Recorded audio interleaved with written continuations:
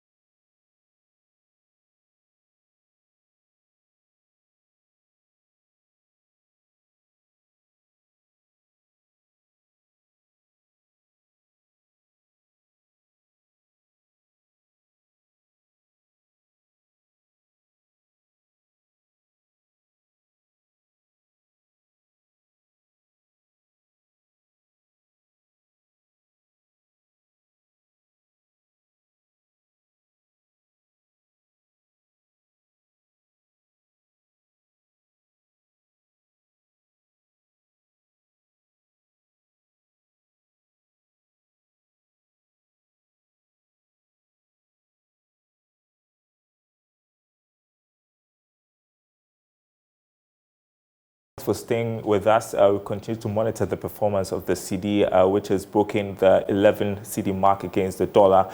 And the Ghana cedi is likely to endure depreciation pressures in the near term as the foreign exchange market still awaits news on debt sustainability analysis conducted by the International Monetary Fund. That's according to Data Bank research. However, the syndicated loan of $1.13 billion signed last week is expected to bolster dollar supply and provide some reprieve to the local currency.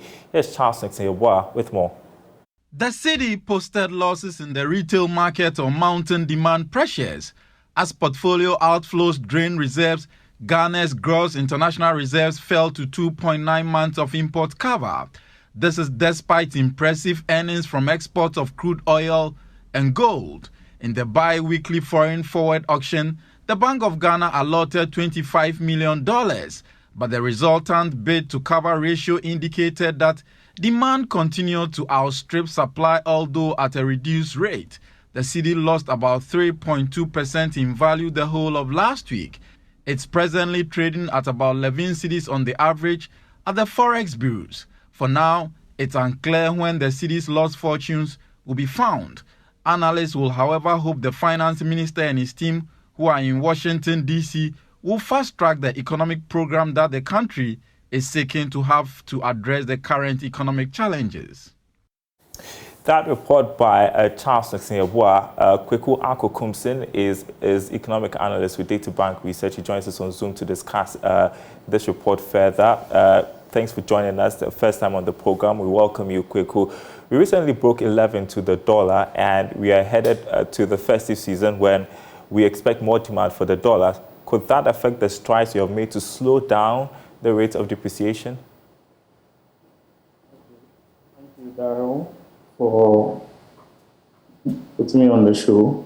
Yeah, so just like we discussed, the strains on or the pressures on the local currency is mainly being exerted due to the negative inflow of negative news, going to the IMF, as well as the successive credit downgrades from the international ratings agencies.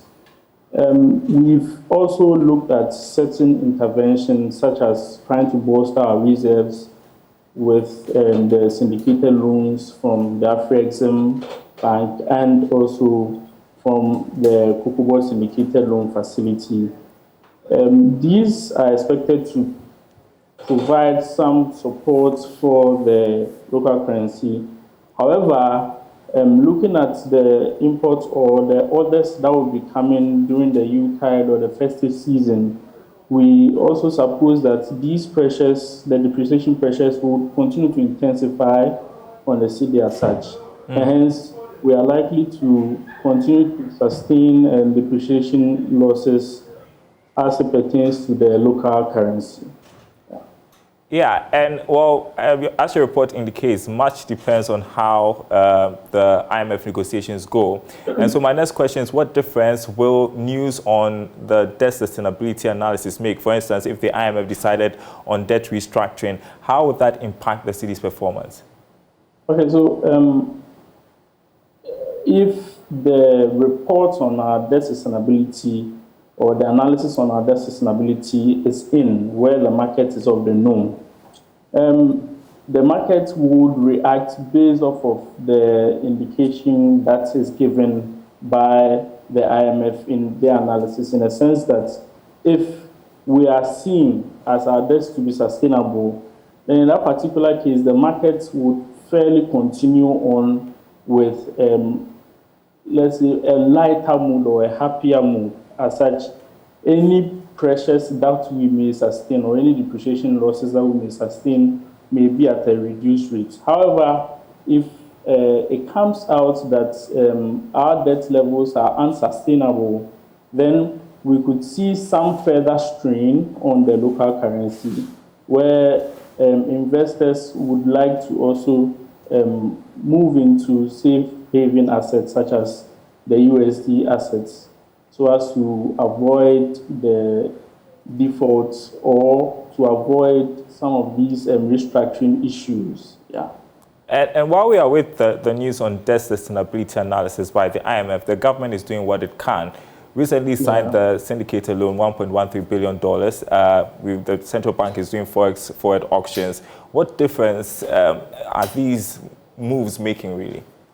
Okay, so at least bolstering of our reserves also helps some supply-side interventions from the Bank of Ghana. Because you see, what you realize is that in as much as the market is also moved by sentiments on how the currency would be, that's the expectations, we also try to look at the demand and supply dynamics, right?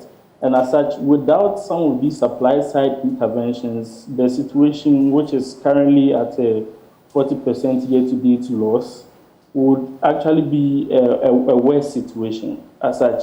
So, in as much as we see some of these interventions to still depict the higher demand as against the current supply, at least these interventions, if I could say, slow down a bit the pressures that are compounding or being exerted on the city.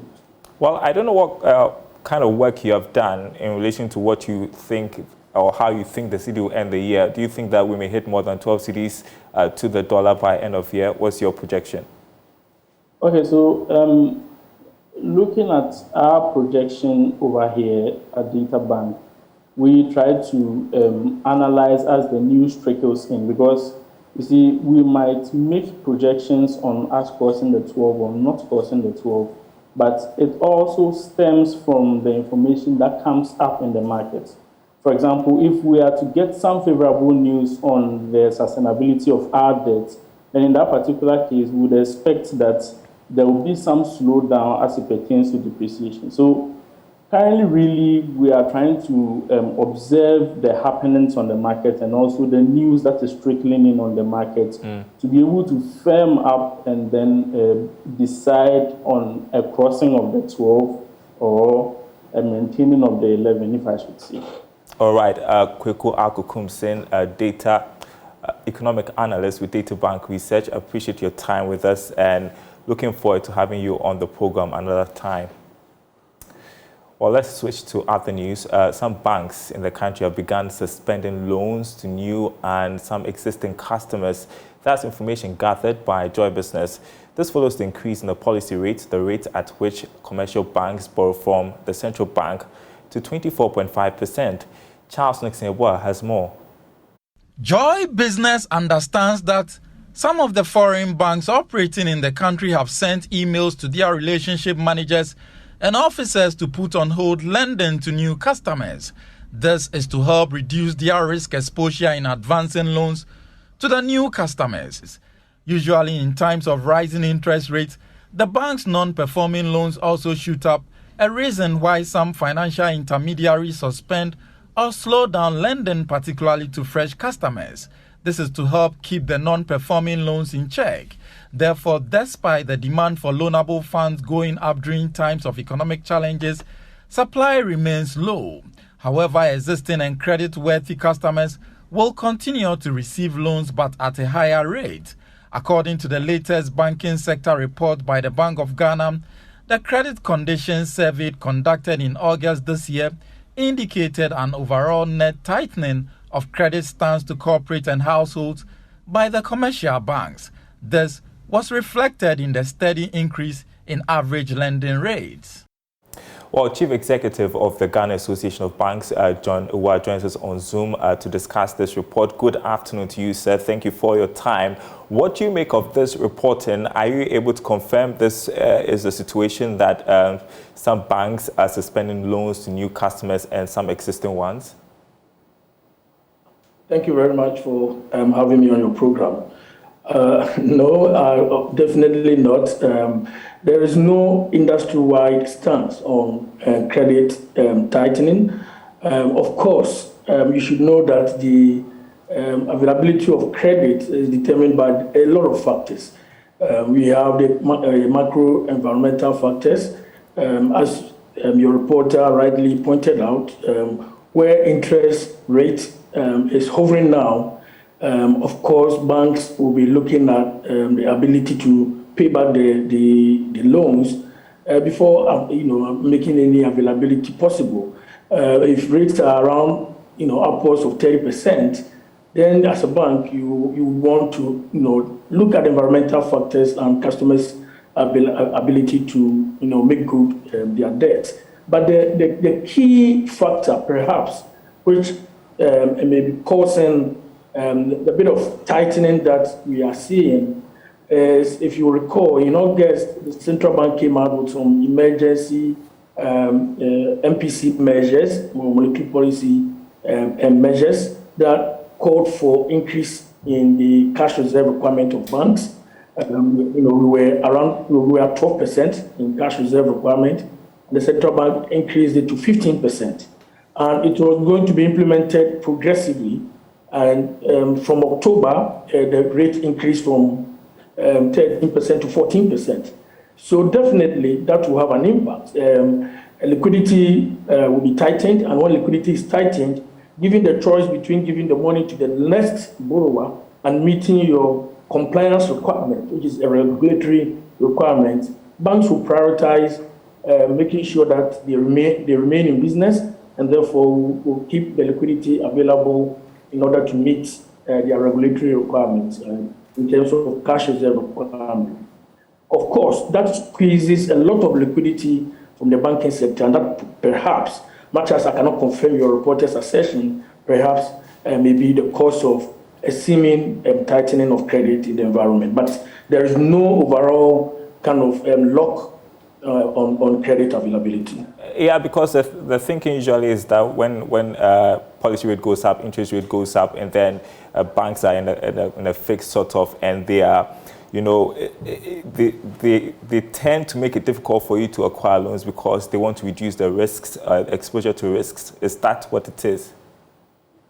In credit analysis, just like as individuals, even when we are in our own personal capacity, we are giving a helping hand to someone who approaches us for financial support of one kind or the other. We look at the person, we look at their ability to pay. And if the conditions of the credit is such that getting the money back will be endangered, of course, a bank will take a stance that protects the bank and the financial system. So I wouldn't say that there is, as I said before, a grand scheme to squeeze credit, but a lot of factors are playing and coming together almost in a perfect stock that all points to credit tightening and a banks taking a position that will rather protect the financial system than to worsen it. First is the liquidity availability, and second, environmental factors, and third, even the demand. I'm not sure your reporter has done an assessment on the demand for credit. If interest rate is at that high, history tells us that demand for credit rather goes down, because then individuals also assess the debt burden on themselves. Individuals, businesses, households also do their own assessment of the debt burden, and that will also play a part in whether they actually make requests for credit or not. As for getting demand, it is how effective is that demand, and from what source are they, for bankable projects or people are just throwing stones? And to the extent that we have the demand that are bankable, I'm sure there are banks we have in Ghana who are ready to take on those challenges. Well, but the policy rate hikes, I want to ask you about it. I want to find out from you, from the stance of the banking sector, how sustainable these hikes are. Because we know, yes, there have been, the central bank hikes the rates to, guard against issues such as inflation. We see that we are in a very difficult situation when it comes to the economy. The local currency not performing too well. But it makes you wonder, is it sustainable to keep doing this when, on the fiscal side, we are not seeing much? It's a problem, and that is why we are all hoping for a quick end to the current situation that we have, and that the discussions with IMF will go as smoothly as we expect. And as the finance minister said, if a decision can be reached before the next reading of the budget, that will feed a lot into the sentiments that the market will be planning with. As your first contributor mentioned, a lot of these kind of economic challenges are also fueled negatively by news that hangs around. And if people have good expectations of a recovery, or that the IMF program will yield a certain positive outcome, of course, we are going to have a tapering of the market upheavals that we are recording at the moment. And since you brought up the subject of the IMF, I want to bring that in because the government is in Washington, D.C. to continue with negotiations. And if you monitored the news lately, there's been so much talk about debt restructuring and its potential impact on the financial sector. I haven't had the opportunity to ask you, what are your thoughts on this, really?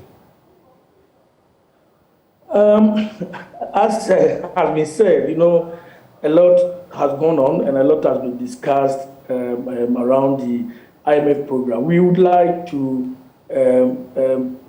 stay away from making a prediction of what position is going to come to, whether it is going to be on fiscal constraints or is going to be on further tightening of monetary policy or debt operations. We cannot tell. Just like in the minister's statement they mentioned, it hasn't come to that yet. Let's be a little patient. Let's wait for the outcome of the debt sustainability analysis. We also know that a committee has been set up to deal with the financial services industry in our discussions on this IMF program. Let's give ourselves a few more days. I believe that things will come up in our deliberations with the committee, and at that stage we'll be able to give you something that you can really hold. We don't want to add to the market speculation. It doesn't help when everybody is talking about haircut, head this, head that. It's not as easy as people talk, in the media about. It's a big decision for a government to take a decision on whether to take a haircut or coupon or principal or whichever variation of that discussion will come to. But we are not there yet, so let's not rush ourselves to that destination. All right, so we'll just keep monitoring. Johnny, well, thank you so much for your time this afternoon Chief Executive of the Ghana Association of Banks. I appreciate your time. I want to bring in banking consultant Christian Tijijan. I'm sure you've been monitoring our conversation. Still on the subject of advancing loans to new customers and existing ones, as we have been reporting, some banks appear to have suspended. What's your thinking about all of this? Yeah, thank you very much. Good afternoon, Daryl, for having me. Like Mr. Ewa rightly said, I don't think there is that grand scheme to actually hold credit. And I also will not say it's a standard practice, but as part of best credit management practices, normally in giving out credit, you have to assess the general economic conditions and outlook. And as it is now in Ghana, it doesn't really look good. Treasury bills are over 30%, inflation is almost 34%. Even the credit papers that are actually backed by sovereign guarantee are not that reliable, because government itself is actually struggling with liquidity to the extent that debt to GDP is about 84.6%. And it's projected that before the close of the year, we should be hitting somewhere around 100%. At the moment, we are doing debt sustainability analysis as a nation. So obviously, it is just prudent that some of these banks will slow down on availing credit just to ensure that they maintain a healthy loan portfolio. Just help our audience understand what sort of risks banks are exposed to during these times when the interest rates go up as a result of policy rate hikes. I mean, they have to deal with issues such as non-performing loans and all. Yes, absolutely. Now, I mean, we all have to guard against credit impairment and consequent write-offs, especially in this very difficult or challenging economic conditions and environment that we find ourselves. Nobody wants to actually lose money, and the banks are just, I would say, rational economic agents. So they have to protect their assets. And I want to ask you, same question I asked Mr. Ewa about the policy rate hikes. It seems that is the only solution to our issues to do with inflation right now, but it's putting the banking sector under a lot of stress. Yeah, we can have another conversation on whether hiking the policy rate is what can really solve the situation of inflation that we have in the country. But with the current announcement of the 24.5%, that is the policy rates, it means that cost of borrowing will obviously be high in the region of somewhere around 35%. And when credit becomes expensive, coupled with the challenging economic conditions like the high inflation, the sharp depreciation in the local currency, there is mostly high default rates and so on. And so, I mean, no bank will want to carry garbage in the loan books, hence such a decision to slow down or halt outrightly if there is anything like that. So like I did indicate earlier, there is no grand scheme to actually halt these things, but just that the economic conditions and the situations that we find ourselves are really not favorable. So we all have to guard against some of these risks. So for anyone looking to secure loans during these times, what do you advise? Yeah, obviously, if you are new to bank, it will be difficult. If it's an existing customer, you should expect that you are going to pay a higher amount. And when you say it's going to be difficult, can you explain? I mean, what is required of them? What should they expect, really? Yes, you know, with the analysis that are done, when it gets to situations like this, liquidity becomes quite challenging. And so the banks have to actually try as much as possible to remain in business and to ensure that there is business continuity. So looking at the outlook, if it's not looking that good, especially with the situation that we find ourselves, you might not be able to go in chest out to say these are new to bank customers, so I'm just going to give everything to them. Definitely you subject to it to a bit of analysis and appraisal. So if it doesn't really look good, especially looking at the economic conditions, no, you might not want to venture in that region. But your existing customer who you've already been exposed to, always giving facilities to, yes, you might want to review what the conditions are. Definitely rates will be higher than what they used to pay with the existing customers. It's going to be difficult for new customers, but it is not a grand scheme. That's what I'm gleaning from all of this. Christian Tijijan, banking consultant, thank you so much for your time. this afternoon. So the Ghana Water Company says the cost of treating water keeps increasing due to illegal mining activities in the country. With increasing pollution, the company has had to consistently replace damaged equipment to manage rising turbidity levels of water bodies. Anita Sewajuga has more in this report.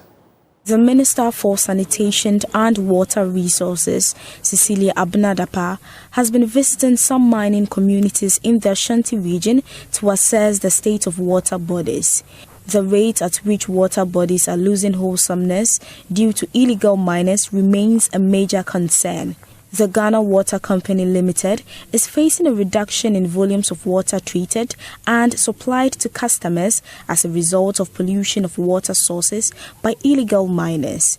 The company says it continues to incur extra costs to treat and supply water to its customers.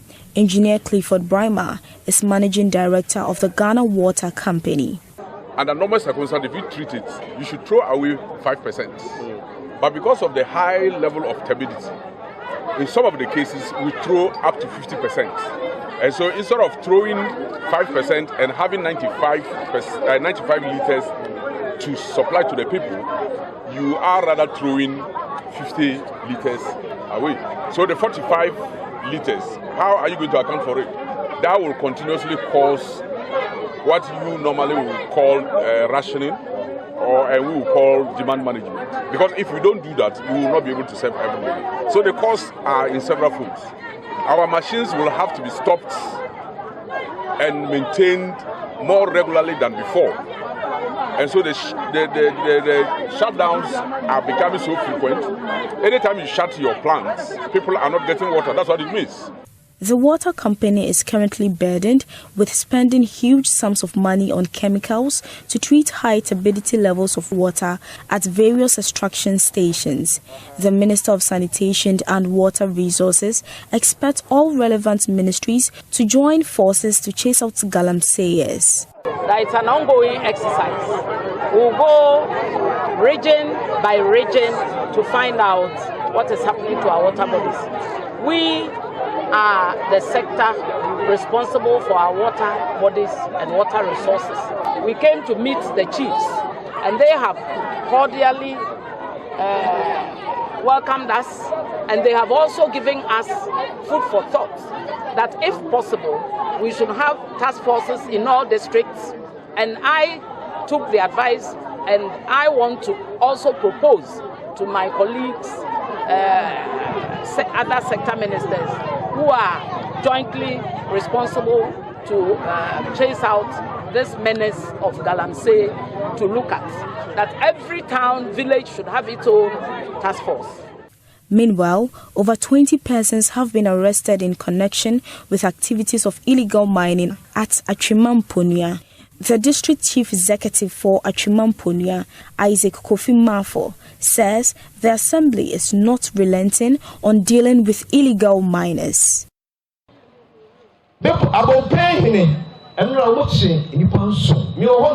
Apompom Hene called to tell me how they caught two people. I called the police commander. Fortunately, they responded quickly. The two have been remanded for 2 weeks. Ntontoma Hene also helped me along with the service. We were able to arrest 7 people who are currently on the.